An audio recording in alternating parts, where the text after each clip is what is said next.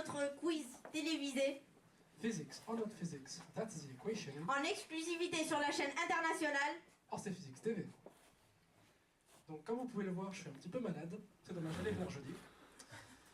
Et donc aujourd'hui, ça va se présenter comme suit. On va vous présenter 3 thèmes. Et pour chacun de ces thèmes, on va commencer par vous montrer des interviews de gens que nous avons rencontrés dans la rue. Ensuite, ça sera à vous de jouer. Pour cela, vous pourrez utiliser les feuilles de vote qu'on vous a gentiment distribuées. Donc, petite démonstration pour comprendre comment ça marche. D'abord, si par exemple vous voulez voter A, vous devez orienter la feuille de sorte à ce que vous puissiez voir la lettre A au bas de votre feuille. Ensuite, vous lèverez cette feuille bien haut jusqu'à ce qu'on vous ordonne de la baisser. Très bien, baissez les bras.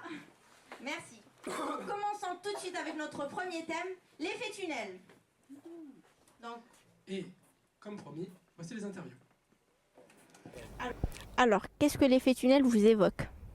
L'effet tunnel.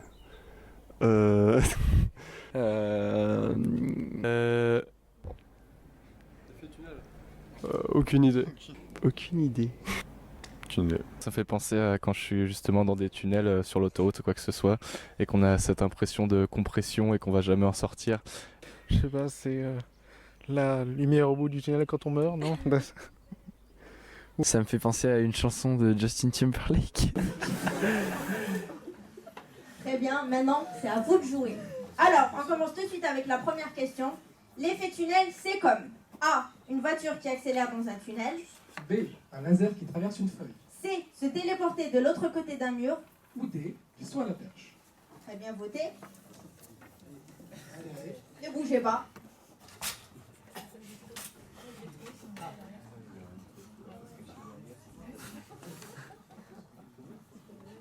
Ne bougez pas. Pendant la pause.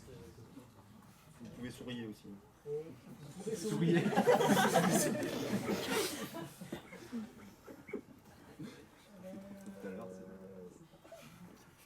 Merci beaucoup. Merci. Donc, découvrons tout de suite vos réponses. Intéressant, il y a des physiciens parmi nous. Donc, avant d'avoir la réponse, nous vous invitons à visionner les explications de notre expert international ici présent à Orsay, le professeur Jean-Baptiste Junior. L'effet tunnel, c'est trivial. Considérons une particule quantique, un électron par exemple, et un mur d'une épaisseur extrêmement fine, mettons 10 nanomètres. Imaginez à présent que l'on envoie cette particule vers le mur. Eh bien, il y a une probabilité non nulle qu'elle le traverse. C'est un phénomène quantique, tout à fait intuitif. Et ce qui est encore plus intuitif, c'est que la particule ne traverse pas physiquement le mur. C'est comme si elle se téléportait de l'autre côté. C'est simple, non? Professeur, en effet, c'est simple vu que la majorité a eu la bonne réponse, mais c'est se téléporter de l'autre côté d'un mur. Merci beaucoup. Nous passons tout de suite à notre deuxième thème, le paradoxe des jumeaux. D'après vous, c'est quoi le paradoxe des jumeaux? Le paradoxe des jumeaux. Des jumeaux.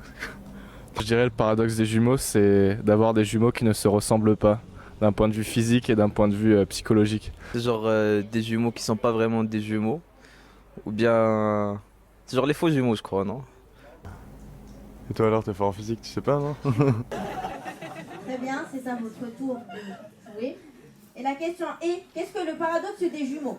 A, des jumeaux qui ne se ressemblent pas. B, des jumeaux qui n'ont pas la même date de naissance. C, des jumeaux qui n'ont pas le même âge. D, des jumeaux qui n'ont pas le même père. Très bien voté.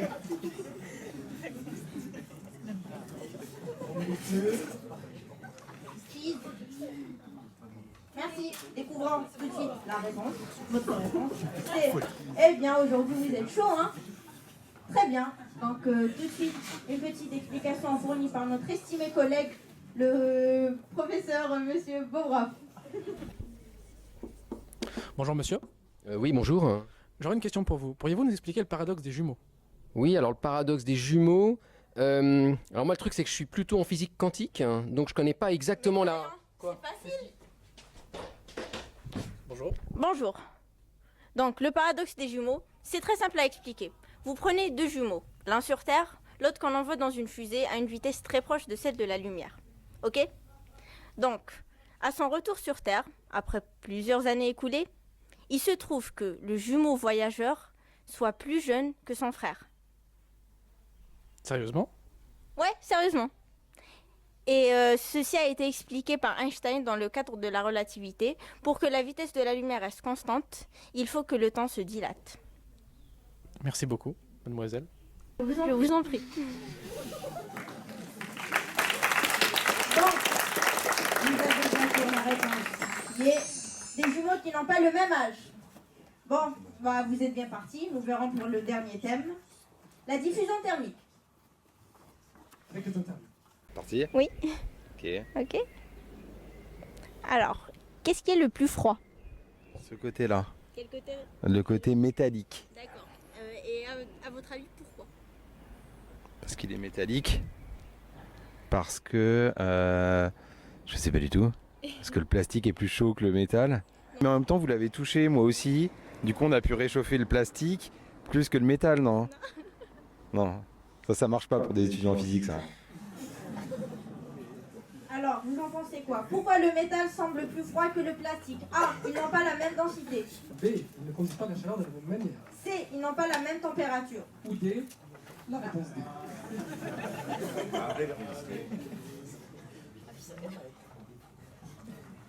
Bougez plus. Merci. Ah mais non, mais vous me décevez là, c'est la réponse D. Non mais on verra tout de suite la réponse après l'explication fournie par notre duo de choc, Fred et Jamy. Bonjour, je vais vous expliquer la conduction thermique. Alors qu'est-ce que c'est? Selon le matériau que l'on touche, on sentira plus ou moins la chaleur. Par exemple, pour un métal, on le sentira plus froid que du plastique. Mais pourtant, ils sont à la même température. Et alors, comment ça se fait? Tu peux nous expliquer ça, Fred? Mais oui, Jamy. Prenez cette cuillère métallique à la température de l'air, par exemple. Quand je la touche, je la sens vraiment froide. C'est un bon conducteur thermique. A l'inverse, quand je prends ce stylo en plastique dans la main, je le sens pas froid au toucher. C'est un isolant thermique. Jamy, tu nous expliques? Concrètement, les électrons du métal sont plus mobiles que ceux du plastique. Ainsi, ils transmettent mieux leur température. Donc, on ressent plus la différence de température entre notre corps et le métal qu'avec le plastique. Merci à notre cher duo. Nous pouvons la bonne réponse. C'est la réponse C, je vous l'avais dit. Et non, je déconne, la bonne réponse est B. Ils ne conduisent pas la chaleur de la même manière. Eh bien, le show arrive à sa fin. Stagiaire, s'il vous plaît. Nous vous remercions d'avoir participé à notre jeu. J'espère que cela vous a plu. En attendant, continuez à